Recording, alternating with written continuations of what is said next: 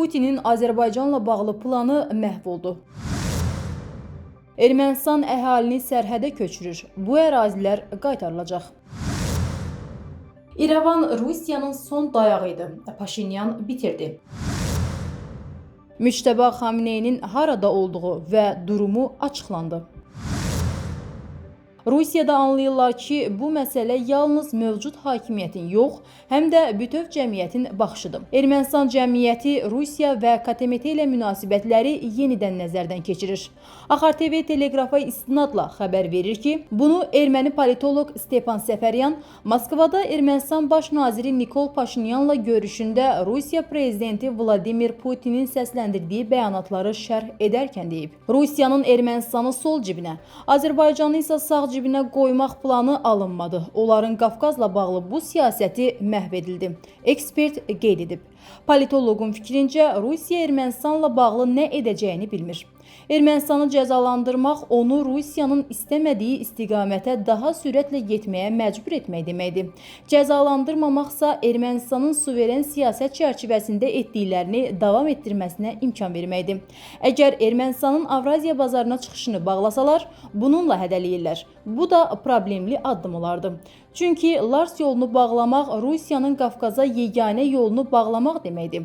Üstəlik, belə addımlar İrəvanı Moskvanın ölümcül dərəcədə qorxduğu qərarlar qəbul etməyə sövq edə bilər. Putinin Ermənistandakı Rusiya meyilli qüvvələrlə bəyanatına toxunan Səfəryan söyləyib ki, Rusiya lideri bu çıxışı ilə əslində həmin qüvvələrə zərər vurub. Başqa bir ölkənin prezidentinin digər ölkədə daxili işlərə müdaxilə edən qüvvələrə sahib olduğunu deməsi rüsvayçılıqdır. Bu, həmin siyasi qüvvələrin dəf olunması deməkdir. Səfəryanın fikrincə, Vladimir Putinin bu bəyanatı Ermənistan Mərkəzi Seçki Komissiyasının həmin qüvvələri qeydiyyata almaması üçün kifayətidir. Onlar, yəni Samvel Karapetyan və komandası güclü Ermənistandan danışırlar. Başqa bir fraksiya isə Ermənistan adını daşıyır. Amma nəticədə məlum olur ki, bunlar sadəcə Ermənistan adından istifadə edərək başqa ölkələrə xidmət edən qüvvələrdir. Aprelin 1-də Vladimir Putin Nikol Paşinyanla görüşdə Ermənistanda həbsdə olan Rusiyalı milyarder Samvel Karapetyanla bağlı məsələyə diqqət çəkib. Putin deyib ki, Ermənistanda qarşıdan gələn seçkilərdə iştirak etmək istəyini bildirən və Rusiya pasportları olan şəxslərin olduğunu və onlardan bəzilərinin həbsdə olduğunu bilir. Bu sizin qərarınızdır, amma biz istərdik ki, Rusiya pasportu olanlar daxili siyasi proseslərdə iştirak edə bilsinlər. Ermənistan baş nazirinin Rusiya prezidentinə cavabı belə olub. Diqqətinizi ona çəkmək istəyirəm ki, bu seçkilərdə ancaq Ermənistan pasportuna malik vətəndaşlar iştirak edə bilərlər. Başqa sözlə desək, Ermənistan konstitusiyasına görə Rusiya pasportuna malik şəxslər nə deputatlığa, nə də baş nazirliyə namizəd ola bilərlər. Xatırladaq ki, Ermənistanda parlament seçkiləri iyunun 7-sində keçiriləcək. Ermənistanda azyaşlı uşağı olan ailələrə sərhəd kəndlərində mənzil əldə etmək imkanları yaradılıb. Axar TV Publika Aza istinadla xəbər verir ki, bu barədə Ermənistanın Əmək və Sosial Məsələlər Nazirliyinin müşaviri Qiyani Karagezyan deyib. Karagezyan bildirib ki, bununla bağlı dövlət proqramı icra edilir. Proqramda iştirak etmək üçün kənddə tikinti icazəsi, layihə planı və smeta ilə birlikdə torpaq sahəsinə sahib olmaq lazımdır. Erməni rəsmi qeyd edib ki, sərhəd kəndlərində əhali sayının artırılması istiqamətində işləyirlər. Əsasən, məktəblərdə boş yer sayının 50%-dən çox olduğu kəndlərə üstünlük verilir. Bu yerlərin ən azı 20%-i doldurulmalıdır. Əsas tələblərə əlavə olaraq bir şərt də var. Proqramda iştirak etmək istəyənlərin ən azı 10 yaşdan kiçik bir uşaq olmalıdır. Bununla yanaşı İrəvanda daşınmaz əmlakı olmamalıdır. Bu, hökumət tərəfindən tikilən əmlakın bağ evinə çevrilməsi riskinə qarşıdır. Proqramda iştirak etmək istəyənlərə sərhəd kəndlərində yaşamaları üçün bütün dəstək veriləcək. Lakin bura Tavuş bölgəsinin 4 sərhəd kəndi daxil deyil. Bağanis, Berkaber, Voskaper və Kirans. O bildirib. Bu kəndlərin istisna edilməsi Azərbaycanla sərhədin delimitasiyası prosesindən qaynaqlanır. Sərhədin müəyyənləşməsi prosesində Qazaxın anklav olan kəndlərinin qaytarılacağı gözlənilir. Nikol Paşinyan və Vladimir Putin arasında aprelin 1-də Moskvada keçirilən görüş rəsmi olaraq işgüzar görüş kimi xarakterizə olundu. Əslində bu İrəvanın Kremldən uzaqlaşması ilə bağlı uzun bir prosesin tamamlanması kimi görünür. İctimai açıqlamalar təmkinli olsa da, danışıqların məzmunu bunun əksini göstərir. Rusiya Qafqazda əsas oyunçu rolunu sürətlə itirir və getdikcə özünü real təsir rıçaqları olmadan müşahidəçi mövqeyində tapır. Axar TV xəbər verir ki, bunu Ukraynalı politoloq Viktor Taran deyib. Paşinyanın Moskvaya səfəri razılığa gəlmək və ya dəstək qazanmaq cəhdi deyildi. Əksinə, artıq verilmiş bir qərarı möhkəmləndirdi. İrəvan strateji kursunu müəyyənləşdirib və Avropa standartlarına, eləcə də Qərblə təhlükəsizlik əməkdaşlığına doğru irəliləyir.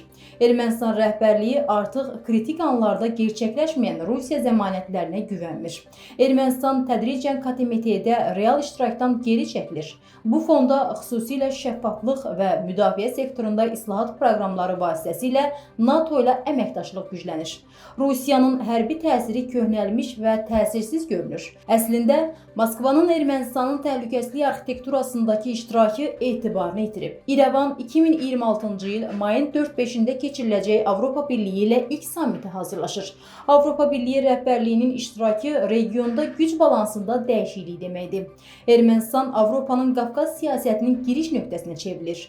Rusiya üçün bu öz sərhədləri yaxınlığında təsirini itirmək deməkdir. Burada fərqli oyun qaydaları və iqtisadi əlaqələrin olduğu bir mühit yaranır. Ermənistan olmadan Rusiyanın Cənubi Qafqazdakı mövqeyi xeyli zəifləyib. Azərbaycan və Türkiyə müstəqil şəkildə hərəkət edir. Gürcüstansa öz kursuna sadiqdir. İrəvan Rusiyanın bölgədə mövcudluğunu qoruyan sonuncu element idi. İndi bu amil aradan qalxır. Moskvanın təzyiqi artıq çəkindirici amil kimi qəbul edilmir və yalnız Avraziya strukturlarından uzaqlaşmanı sürətləndirir. Şimal-cənub nəqliyyat marşrutu da problemli hala gəlir. Rusiya, İran və Hindistana gedən logistika axınlarını nəzarətdə saxlamaq üçün Ermənistan ərazisindən istifadə etməyə ümid edirdi. İrəvanın xarici siyasətindəki dəyişiklik və Amerika Birləşmiş Ştatlarının regiondakı aktiv rolu bu planları məhv etdi. Ermənistan Rusiyanın nəzarəti olmadan daha geniş beynəlxalq marşrutlara inteqrasiya etməyi seçir. Nəticə aydındır. Paşinyanın Moskvaya səfəri tərəfdaşlıqla bağlı deyil. Ermənistan müstəqil inkişaf modelinə və yeni ittifaqlara doğru irəliləyir. Rusiya təkcə müttəfiqini deyil, həm də Qafqazdakı mövqeyini itirir.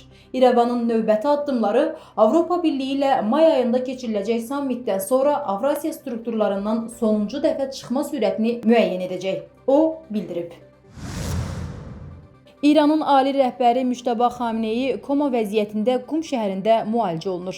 Axar TV xəbər verir ki, bu barədə The Times Amerika Birləşmiş Ştatları və İsrailin kəşfiyyat mənbələrinə istinadla məlumat yayıb. Məlumata görə Körfəz ölkələri ilə də paylaşılan diplomatik notada Müştəba Xameneyinin ciddi tibbi nəzarət altında müalicə aldığı və ölkənin heç bir qərar qəbul etmə prosesində iştirak edə bilmədiyi deyilir. Məqalənin bir hissəsində də Qumda birdən çox qəbir üçün nəzərdə tutulmuş məqbərənin hazırlanmasından bəhs edilir.